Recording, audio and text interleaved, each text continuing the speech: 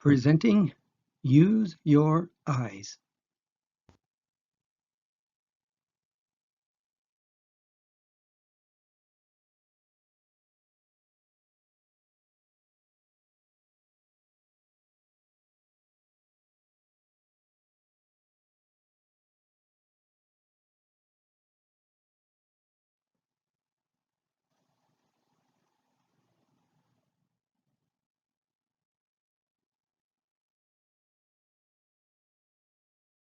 People may ask, what is my strategy?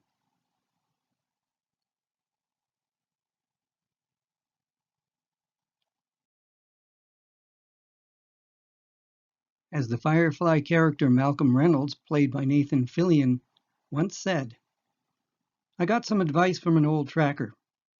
If you want to find someone, use your eyes.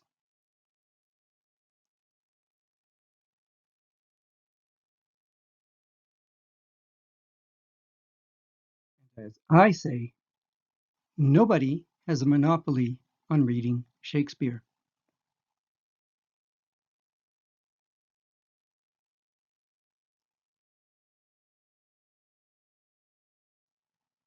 I would rather trust what I can see on the page or in a photo than trust dubious authorities who have a vested interest in suppressing the truth.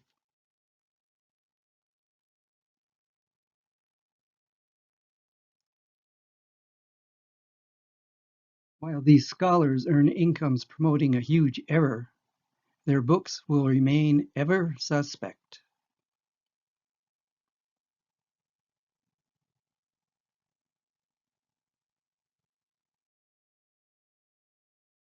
It's a great loss that the error has persisted for so long.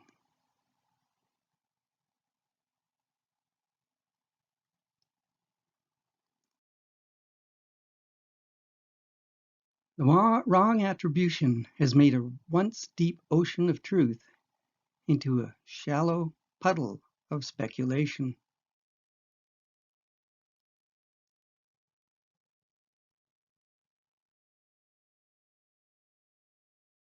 When confronted with new facts, the mainstream scholars get angry.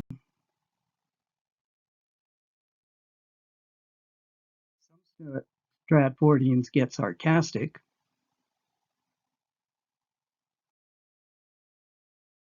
Some are hostile.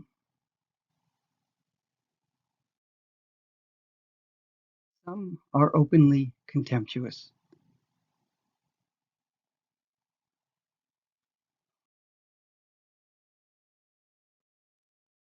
I see the authorship issue as a bit like solving a Rubik's Cube.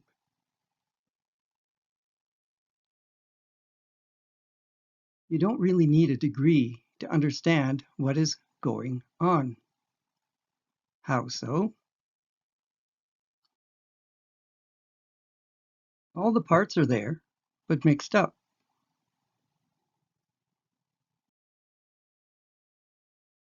But Stratfordians think they have the cube solved already, don't they?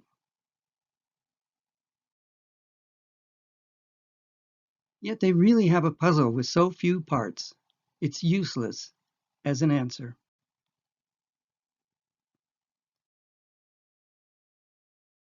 Some believe that there is nothing to the issue at all.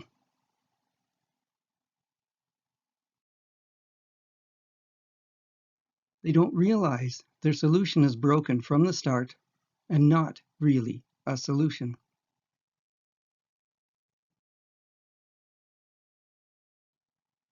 Some don't even see there are different sides to the problem. Everything is black and white for them.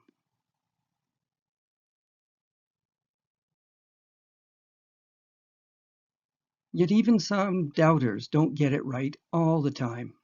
Some miss a part or two.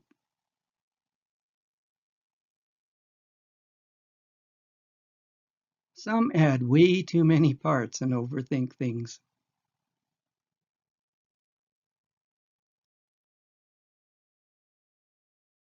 Some people would demolish everything and say there is nothing there.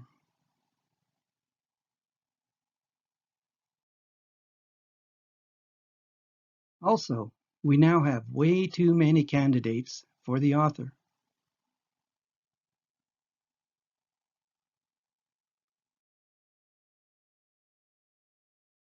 Since we need to find one principal author with possible co-authors or collaborators,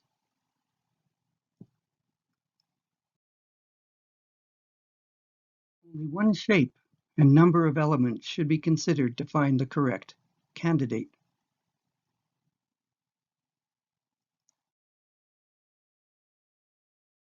We need to keep things simple, but not too simple because we are dealing with complex people and times.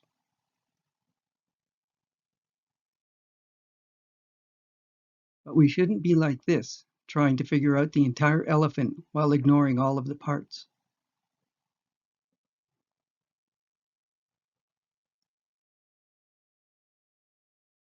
Doubters need to agree on some basic methods or else lose the field to Stratfordians.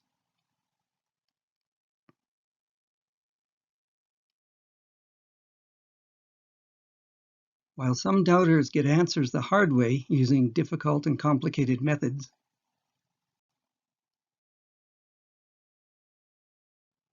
others go the way of the Stratfordians and put too few pieces in their solutions. But of course, isn't it supposed to be simple?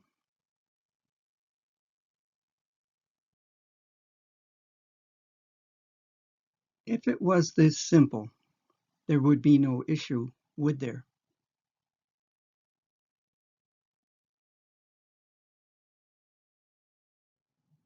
My strategy is to use facsimiles or scans of original documents to see exactly what contemporaries of the writer saw. My main method is to look at what is directly in front of me with only one premise in mind.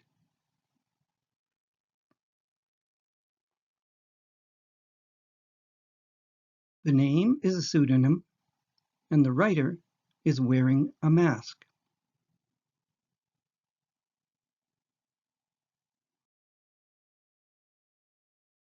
Ben Jonson says in the dedication to the reader from the first folio that Droeshout, the engraver, hit, which means hid, his face. So that's a first clue.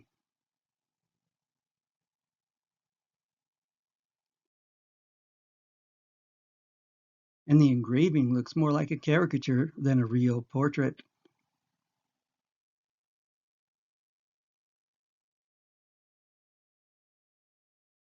The real task is to discover who is wearing the mask using clues from original sources.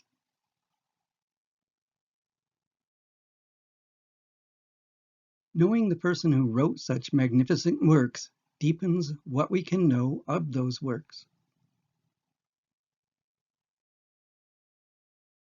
And we no longer have to guess what he is really writing about.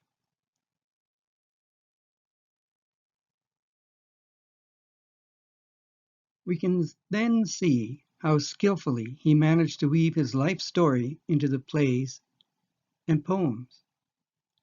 We would then know how to write better ourselves.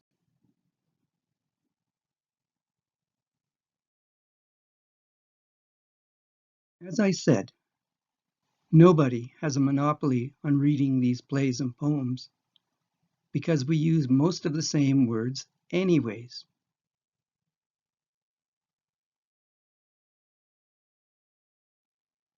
Why deprive the world of more fully understanding the most celebrated playwright of all time by suppressing the truth of who he was?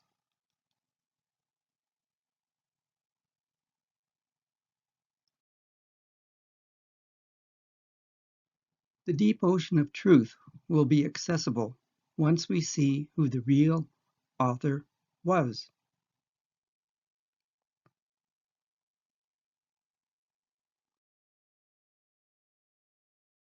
These scholars will sadly never know the true beauty and profundity of the writing they love so much.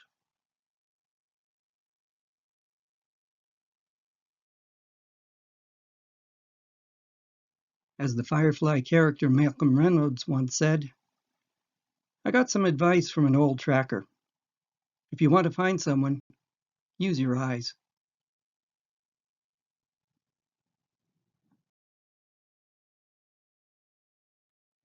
The last word on my strategy comes from the late Dr. Timothy Leary. Think for yourself and question authority. Of course, he was paraphrasing Socrates.